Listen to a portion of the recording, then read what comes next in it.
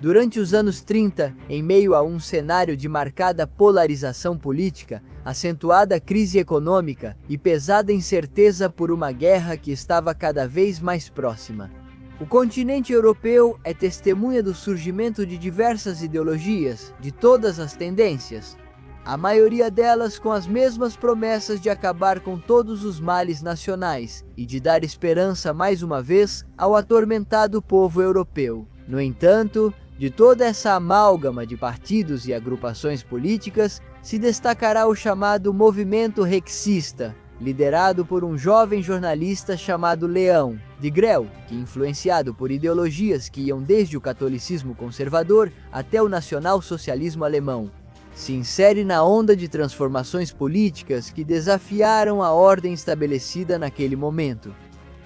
Assim, Degrelle, dono de uma personalidade marcante, vive uma longa, mas também polêmica vida em defesa de seus ideais e do que considerava melhor para o futuro europeu, enfrentando múltiplas acusações e terminando finalmente no exílio.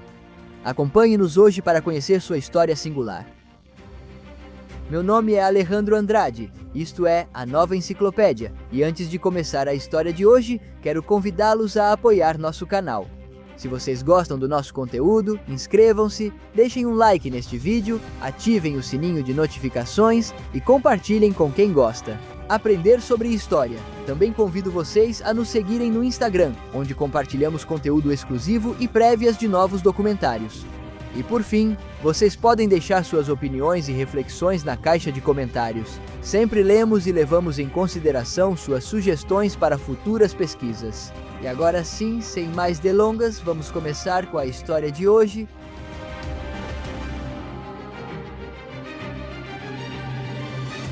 Leon Degrelle veio ao mundo em 15 de junho de 1906, na rua Collège, número 29, em Boulogne, uma pequena cidade belga de apenas 3.000 habitantes, situada perto da fronteira com a França.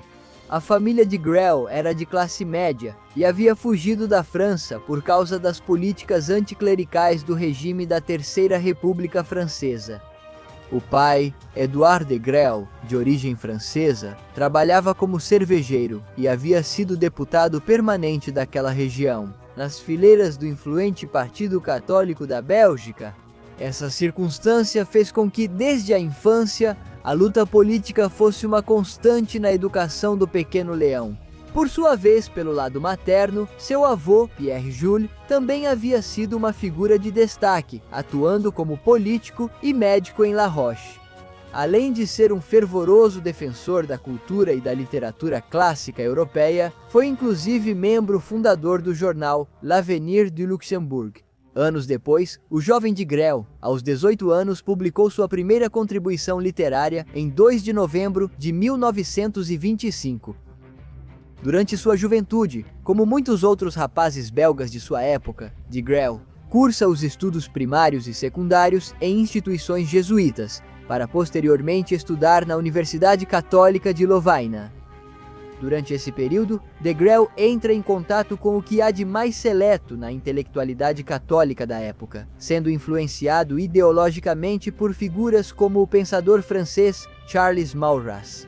Por sua vez, devido à sua inteligência precoce e notável carisma, rapidamente as hierarquias religiosas da universidade passam a prestar atenção nele. Assim, Degrelle se aproxima de Monseigneur Picard, um religioso que estava à frente da juventude do movimento Ação Católica, uma importante força política da época, presente em vários países da Europa, cujo objetivo era a defesa da fé e dos valores católicos.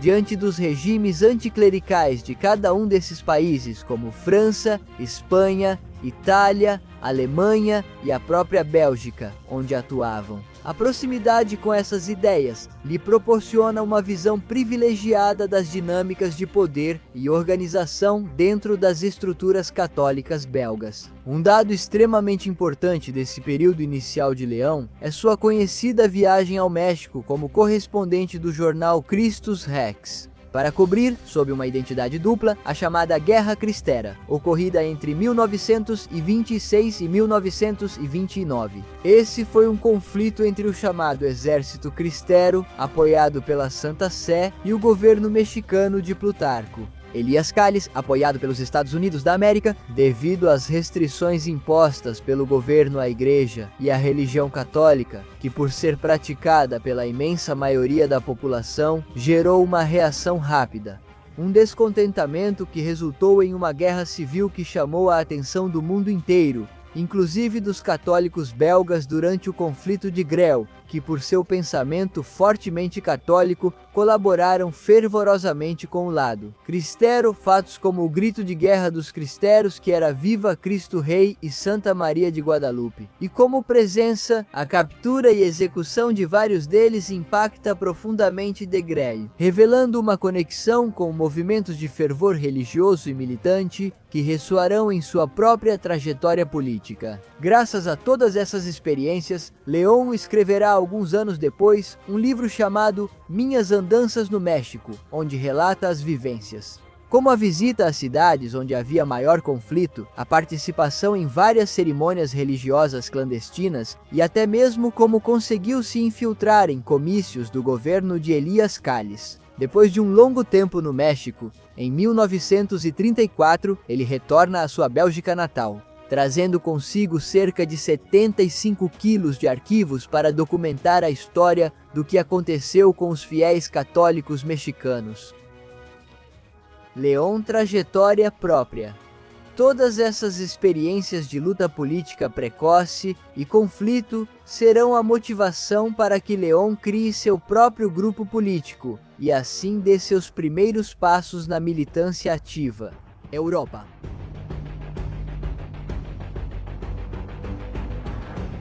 Assim, León de Grelle, aos 28 anos, em 1934, com uma visão ousada e um espírito empreendedor, funda a editora Edições Rex, cujo nome faz alusão a Christus Rex, em latim, que se traduz para o português como Cristo Rei. Em um período surpreendentemente curto, de Grelle demonstra uma capacidade excepcional de dar vida ao novo projeto, alcançando um sucesso retumbante com tiragens.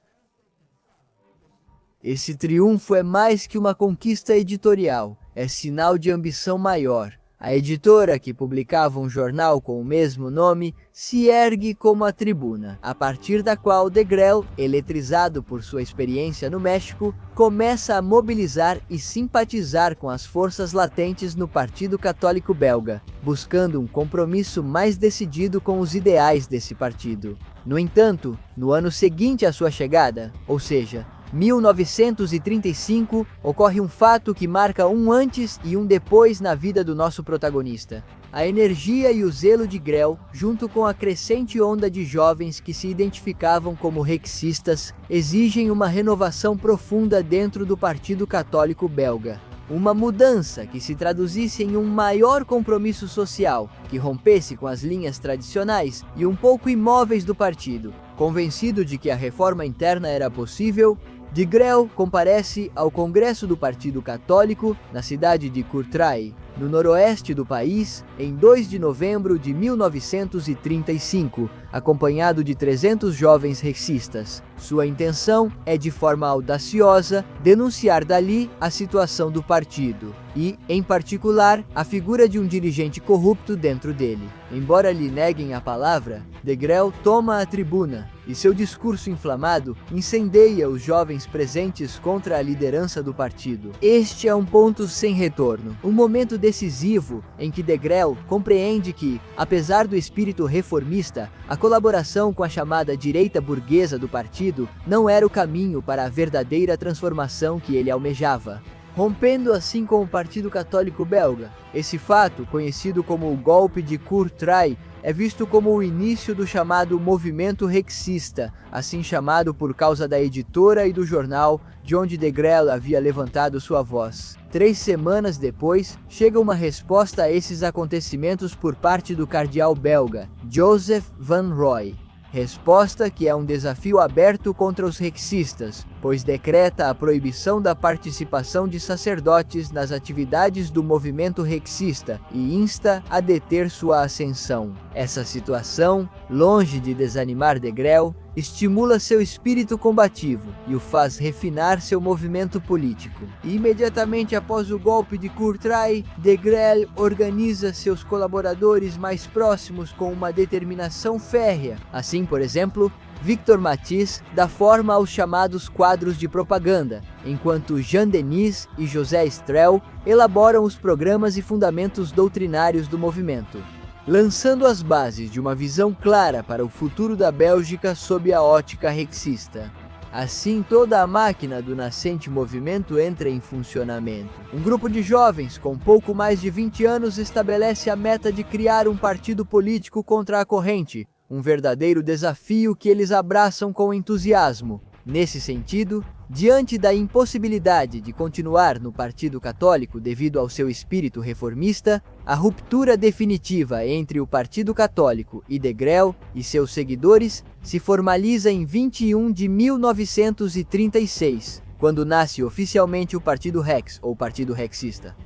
A partir desse momento, a denominação Rex deixa de ser uma editora ou um grupo de pressão juvenil dentro do Partido Católico e passa a ser uma verdadeira entidade política, independente e organizada, com aspirações ao poder. Na Bélgica, a maioria dos líderes juvenis do Partido Católico que colaboraram com Rex seguem Degrelle nessa nova empreitada. Em 23 de fevereiro, Degrelle organiza um grande comício público em Namur, no centro da Bélgica, reunindo cerca de 5.000 jovens. Lá, com um entusiasmo palpável, ele apresenta publicamente o programa que promete regenerar a vida pública da Bélgica. Segundo o testemunho de vários presentes, naquele momento sentia-se no ar que algo novo estava prestes a nascer. Logo começam os preparativos para a primeira disputa eleitoral, a qual o jovem Partido Rex terá que enfrentar. Sendo estas as eleições gerais de 24 de maio de 1936, nas quais estão em disputa tanto as cadeiras do Senado quanto da Câmara dos Representantes da Bélgica. Apesar do pouco tempo como partido e do seu tamanho em comparação com outros partidos como o Trabalhista, o Liberal e o próprio Partido Católico, com o qual haviam acabado de romper, o Partido Rex entra na arena de Grelle, inicia a captação de candidatos e a organização de militantes em cada cidade belga. Em questão de semanas, tudo estava pronto. A campanha do partido foi frenética, com propaganda rexista cobrindo cada canto da Bélgica. E com Degrelle fazendo até 12 comícios em um único dia, é nesses comícios que se manifestam os extraordinários dotes de Grelle como orador e líder de massas, sendo capaz de manter o público em suspense por horas, levando sua mensagem de revolução social a cada canto da Bélgica. Ao mesmo tempo, a imprensa de resistência, especialmente o novo jornal chamado País Real, torna-se um veículo constante desse fervor popular e juvenil. No dia das eleições, ninguém acreditava no Partido Resista, mas logo o resultado da votação supera as expectativas tanto dos simpatizantes quanto dos opositores. Um sucesso contundente para o rexismo, que conquista 21 deputados e 12 senadores, equivalentes a 11,49% dos votos totais no país. A vitória foi especialmente marcante nas províncias do sul da Bélgica, onde em algumas áreas superou 30% dos votos, varreu os partidos tradicionais e se impôs como um partido em ascensão no país. A partir desse momento, Rex começa a se articular como um partido plenamente consolidado, expandindo a chamada Frente Popular de Rex, que cria sindicatos corporativos poderosos, expande suas seções juvenis e abre sedes locais em todo o país. Após seu notório surgimento na política belga, o movimento REX se articula com uma energia inabalável, superando todas as expectativas iniciais. Seus militantes participam ativamente de cada debate nacional, desde greves de mineiros até denúncias de corrupção, sendo protagonistas de momentos eloquentes, como na vez em que os assentos do rexismo se apresentaram diante do parlamento com vassouras, clamando por limpar o país, contribuindo para a popularidade e crescimento do partido. Em 1936, a figura de Grell se destaca por toda a Europa, sendo recebido por monarcas e líderes internacionais, o que reflete a ressonância dessa mensagem ousada. Por sua vez, a assinatura de um acordo significativo de colaboração com os nacionalistas da Flandres, região territorial e cultural que, junto com a Valônia, compõe a nação belga, fortalece ainda mais sua posição, fazendo de Grell acreditar firmemente que estava às portas do poder em relação à ideologia do partido. Léon de Grell declarava em alto e bom som: "Nunca fomos de esquerda ou de direita. Para nós, um país não é metade da sua população lutando ferozmente contra a outra metade, estimulada localmente por partidos rivais. Um país é uma nação, não é? Os dois componentes de um corpo representativo, adormecido durante 4 anos e depois despertado por 3 semanas de campanhas políticas ferozes." A partir de 1937, o movimento rexista inicia uma fase de profunda evolução em direção aos postulados do fascismo, o que era uma corrente originada como uma terceira via entre o socialismo e o capitalismo, e que, com diferenças substanciais em cada país, estava se popularizando por toda a Europa. O ponto culminante dessa evolução se manifesta no Congresso de Lombec-Notre-Dame, em julho de 1938, onde mais de 60 mil militantes e simpatizantes se reúnem em um ato político sem precedentes na Bélgica. Era, de maneira inequívoca, o início de um novo tempo. De Grell, vestido com um uniforme preto, se apresenta diante de uma plateia tomada pelo fervor, com bandeiras tremulando e discursos que ecoavam de uma tribuna decorada com símbolos nacionalistas que lembravam os grandes congressos da Alemanha nacional-socialista daquela época. Essa exibição, indiretamente, simboliza a clara afinidade ideológica que de Grell havia desenvolvido, dando início à sua polêmica e controversa relação com o Terceiro Reich alemão.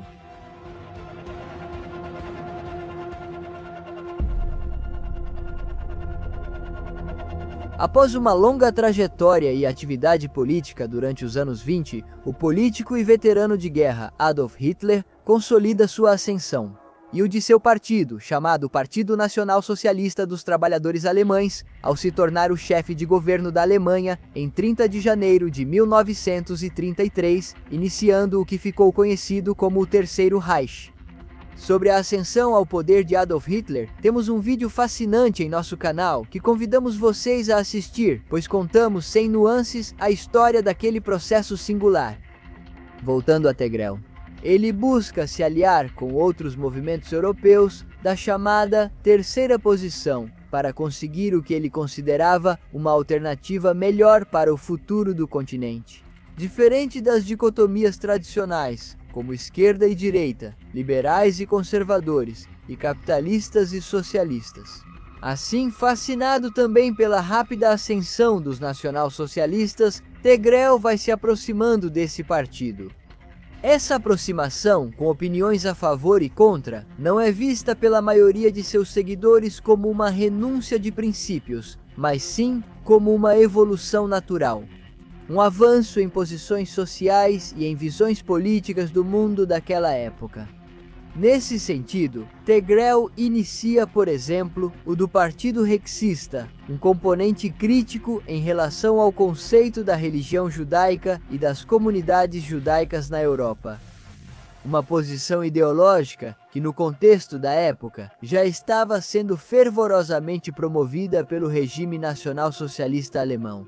Essa convergência ideológica entre o rexismo e o nacionalsocialismo, especialmente a partir de 1937, é o que cimenta uma aliança sólida da Bélgica com os interesses da Alemanha. Nação que, após vários anos de crise, começava a se erguer como uma verdadeira potência econômica e militar, incomodando as potências tradicionais como o Reino Unido e a França.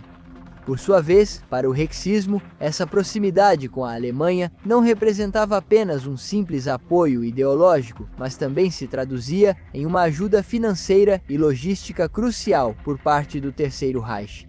Para o rexismo, que lembremos, apesar de sua recente vitória nas eleições de 1936, não detinha todo o poder político na Bélgica, mas apenas uma pequena parte.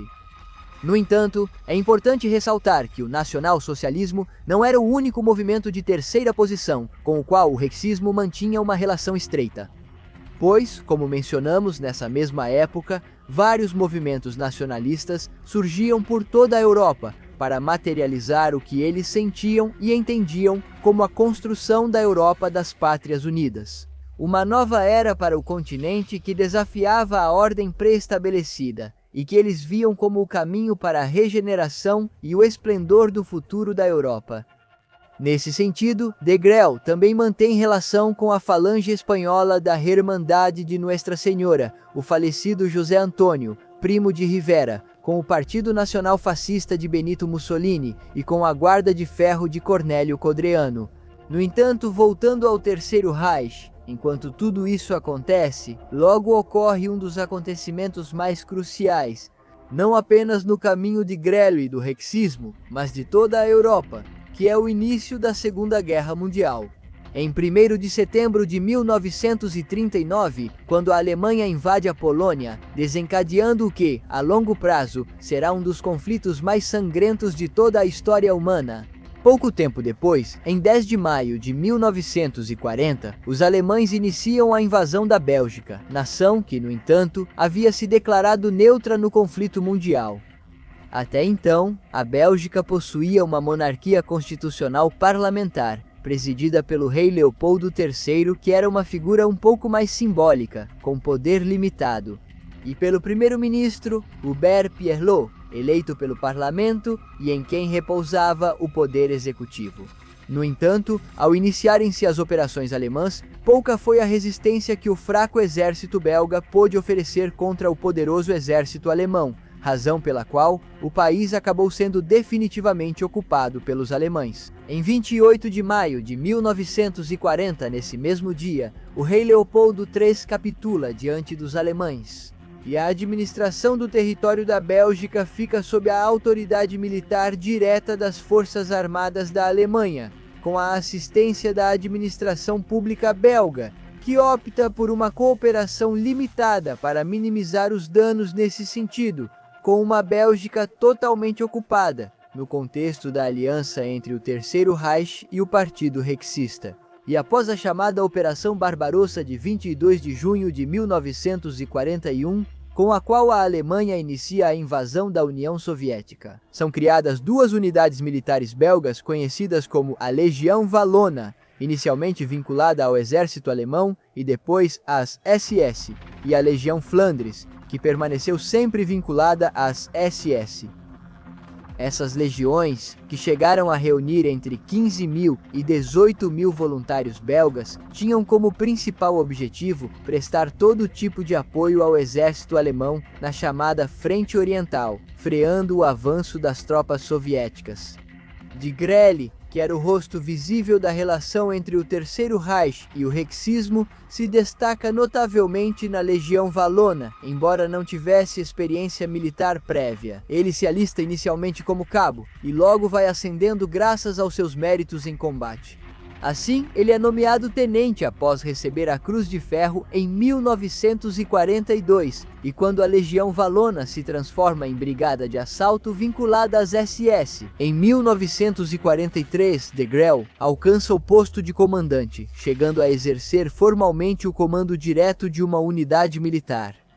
Assim, ele participa ativamente dos principais combates da Legião, como a Batalha de Korsun-Cherkazy em 1944, onde se destaca por sua liderança diante de situações extremas, e sobrevive ao extermínio de numerosos oficiais. De fato, surpreendentemente, De Grelle chega a ser o não-alemão mais condecorado durante toda a Guerra Mundial. recebendo distinções como a já citada Cruz de Ferro, a Cruz Alemã de Ouro e a medalha Nascham-Spines, concedida àqueles militares destacados em combate corpo a corpo.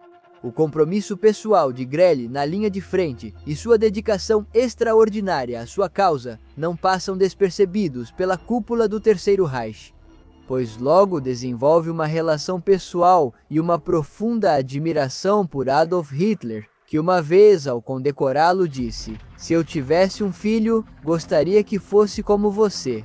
Essa relação com Hitler, junto com sua proximidade com Heinrich Himmler, o líder da SS, e de quem também temos um vídeo interessante em nosso canal, o coloca em um círculo privilegiado dentro da hierarquia alemã.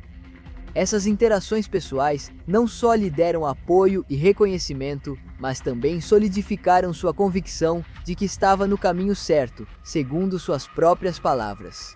Trabalhando lado a lado com os arquitetos de uma Europa que, em sua visão, estava destinada à grandeza e a uma profunda transformação social e espiritual.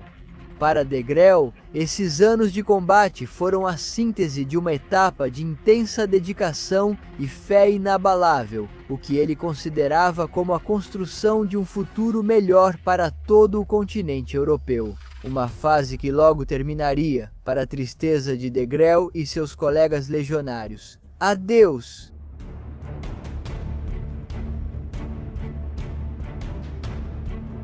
Conforme as chamadas forças aliadas iam vencendo a Alemanha em todas as suas frentes, Leon, Grael e as unidades nas quais servia foram se encontrando em uma situação de dificuldade crescente. Neste período final da Segunda Guerra Mundial, as legiões belgas se mantêm em condições de adversidade extrema, sendo testemunho da comprovada disciplina e perseverança de seu caráter, mesmo sabendo que estavam derrotados. Este é um tempo em que de Grael e os belgas fazem um replanejamento estratégico e se confrontam com a realidade de um conflito que já havia tomado um rumo definitivo. Diante do colapso final do Terceiro Reich e da dissolução das estruturas de poder em abril de 1945, de Grael, consciente das implicações legais e políticas de sua posição, empreende uma fuga por terra para a Noruega, ainda controlada pelo Terceiro Reich e que ainda não havia capitulado. Sua fuga logo se transforma em uma operação de alto risco, planejada para evitar uma possível captura e julgamento. A fuga, realizada através de um continente em ruínas, é bem sucedida e permite que de Grael escape da justiça imediata, abrindo um novo capítulo em sua vida, marcado pela clandestinidade e, posteriormente, pelo exílio. Assim que de Grael chega a Oslo, a Noruega se rende aos aliados, o que obriga de Grael a procurar uma maneira de continuar fugindo. Encontrando a oportunidade de fugir em um avião cedido por Josef Terboven, um funcionário alemão na Noruega, que se suicidaria algumas horas depois de lhe dar aquele avião. Assim, de Grael consegue atravessar com dificuldade toda a Europa e chega às praias de San Sebastián, no noroeste da França. Bem quando o combustível do avião havia acabado, o que fez com que a aeronave caísse na praia de La Concha, o que proporciona aos moradores locais um espetáculo digno de um filme de ação. De Grael e o restante da tripulação são resgatados com vida e levados ao hospital mais próximo. Enquanto isso, sua família, que havia ficado na Bélgica após o fim da guerra, é detida pelas forças aliadas. Inclusive sua própria esposa, Marie-Paul Lemay, ficará muitos anos presa, assim como seus pais, idosos. Eles são presos apenas pelo fato de serem relacionados a de Grael, morrendo na prisão e já em idade avançada. Na verdade, o próprio de Grael também é julgado na Bélgica. Assim que termina a Segunda Guerra Mundial, ele é acusado de colaboracionismo com o Terceiro Reich. Mas não por crimes de guerra, como se acredita comumente, sendo condenado à pena de morte em dezembro de 1944. No entanto, de Grael não cumprirá essa sentença por estar no exterior. Voltando à Espanha, o recém-chegado de Grael tenta se afastar da imprensa e manter sua identidade em segredo. Apesar disso, a inteligência britânica consegue se infiltrar na Espanha e descobre que de Grael residia lá. Como consequência, os aliados exigem imediatamente sua extradição, que é negada repetidas vezes pelo governo de Francisco Franco, o qual o protege e lhe concede asilo político na Espanha, prerrogativa jurídica que o protegerá até o fim de sua vida. Assim, Degrelle, com um pouco mais de penas do que de glórias, evade a justiça e vive sua vida em sua nova pátria. Renunciando à vida daquele excitante anseio de renovação dos anos de juventude e abandonando o movimento rexista, que havia sido dissolvido permanentemente em 30 de março de 1945 na Bélgica. Durante seus primeiros anos na Espanha, membros da Falange Espanhola ajudam Degrelle a ocultar sua identidade e iniciar uma nova vida na Andaluzia. Lá, ele se reúne com sua esposa e filhos e inicia vários negócios, tornando-se dono de uma imobiliária, que construiu as casas de uma base militar norte-americana na Espanha. Com o passar do tempo, Degrelle muda seu nome para José León Ramírez Reina, embora seus vizinhos mais próximos o conheçam como Dom Juan de la Carlina. Em 1954, ele recebe a nacionalidade espanhola e em 58 sua esposa pede o divórcio. No final dos anos 60, já não havia perigo de que ele fosse extraditado ou sequestrado por diversos órgãos de inteligência internacionais, pois como vimos até esse momento, Degrelle, que já se aproximava dos 63 anos de idade, já era cidadão espanhol, e o Estado belga havia reconhecido publicamente que Degrelle era de fato um estrangeiro, ao revogar sua nacionalidade belga, evitando assim cumprir a condenação original de 1944. Durante seu longo exílio na Espanha, Degrelle não adota uma vida de reclusão, pelo contrário, mantém-se ativo intelectualmente e dedica-se à escrita de obras, que do seu ponto de vista buscavam reinterpretar os fatos históricos da Segunda Guerra Mundial.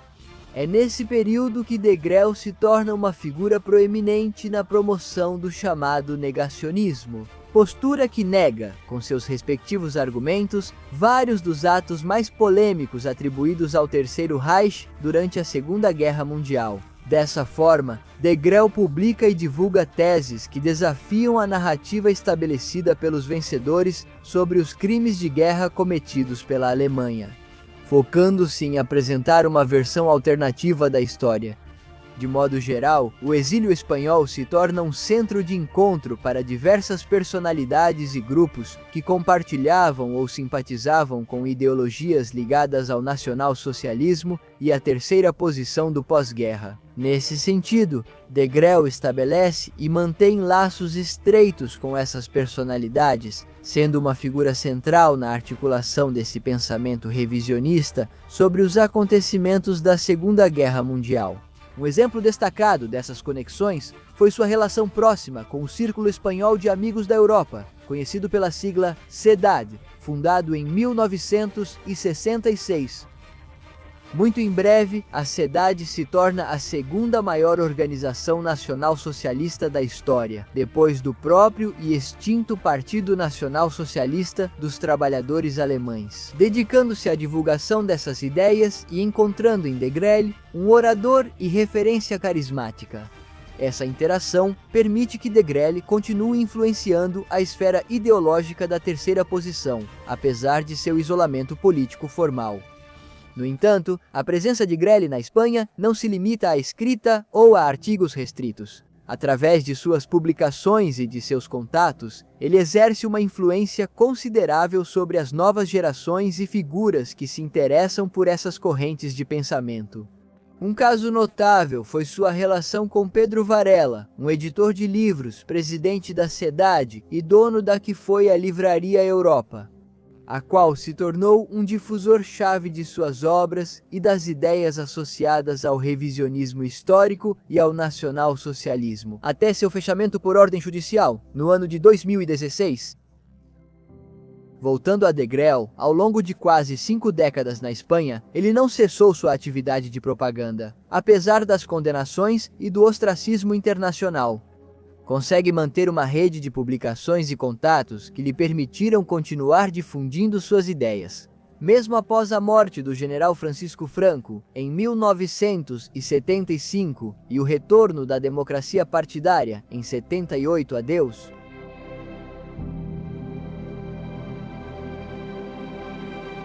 Nesse sentido, desde o final dos anos 70 e início dos anos 80, ele escreve e publica inúmeros livros e artigos que são distribuídos de forma clandestina ou semi-clandestina por meio de redes. Com a SEDAD, essa persistência na comunicação foi fundamental para manter viva a sua versão da história e seus postulados ideológicos, servindo de inspiração para aqueles que compartilhavam sua visão de mundo. Apesar de sua idade avançada e das proibições legais, Léon Degrelle continua sendo, nessa época dos anos 80, uma figura ativa no âmbito do ativismo na Espanha, agitada pelo retorno da democracia dos partidos.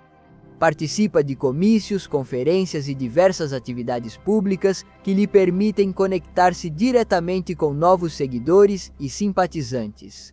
Seu carisma, sua eloquência e a firmeza de suas convicções, que havia demonstrado desde a juventude, continuam atraindo pessoas interessadas em suas ideias, conquistando a lealdade e o apoio daqueles que viam nele um verdadeiro referencial que vivia seus últimos anos. Um fato pontual dos últimos anos de Degrelle ocorre em 1985, quando Léon Degrelle é alvo de um processo judicial na Espanha, devido a algumas declarações suas publicadas na revista Tiempo e posteriormente divulgadas na televisão, nas quais negava a veracidade de alguns aspectos do Holocausto durante a Segunda Guerra Mundial.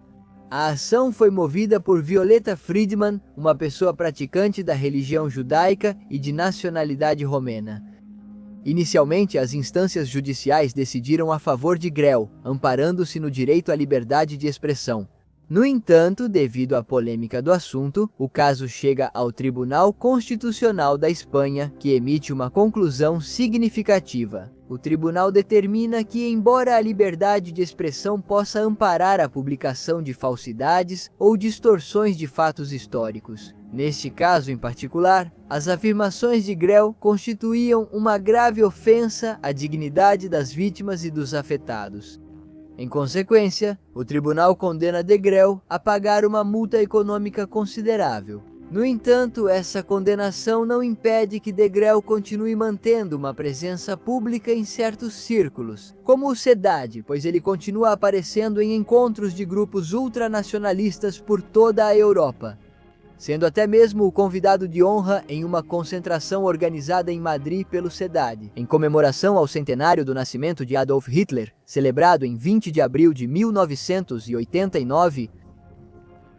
Esses eventos demonstram sua persistência na esfera pública e sua capacidade de continuar sendo uma referência para certos grupos ideológicos, mesmo após sua condenação judicial por seu negacionismo. No entanto, já no final dos anos 80 e início dos anos 90, a saúde do enérgico Degrelle começa a se deteriorar progressivamente, até que finalmente Degrelle morre.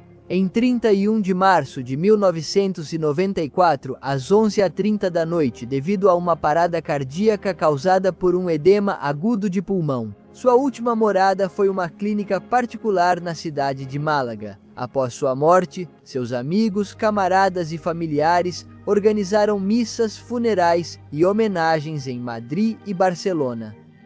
No entanto, alguns membros da igreja, incluindo o bispo de Málaga, se recusaram a celebrar qualquer missa em sua homenagem.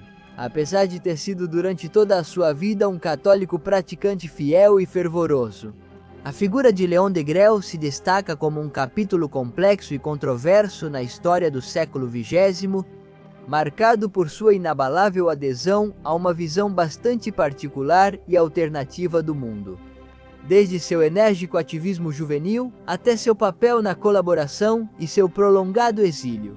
Em resumo, sua trajetória política e militar reflete tanto o fervor ideológico que o impulsionou quanto as consequências políticas, judiciais e morais que enfrentou. Por sua colaboração com o regime nacional-socialista, em última instância, a vida de Léon Degrelle ilustra como a lealdade a uma causa pode conduzir à glória para uns e a condenação para outros, colocando-o em um lugar ambíguo entre o mito e a infâmia. Seu percurso, desde o protagonismo político até o exílio na Espanha, resume as tensões ideológicas e morais que marcaram a Europa durante e após a Segunda Guerra Mundial. Muito obrigado por nos acompanhar até o final do vídeo. Se você gostou, não se esqueça de deixar um like, se inscrever, ativar o sininho para não perder nenhum novo vídeo e compartilhar com seus conhecidos pelas redes sociais como WhatsApp ou Facebook. Dessa forma, você nos ajuda bastante a alcançar novas pessoas e continuar produzindo esse material. Então, muito obrigado de coração a todos por nos acompanharem e apoiarem, e nos vemos em uma próxima ocasião.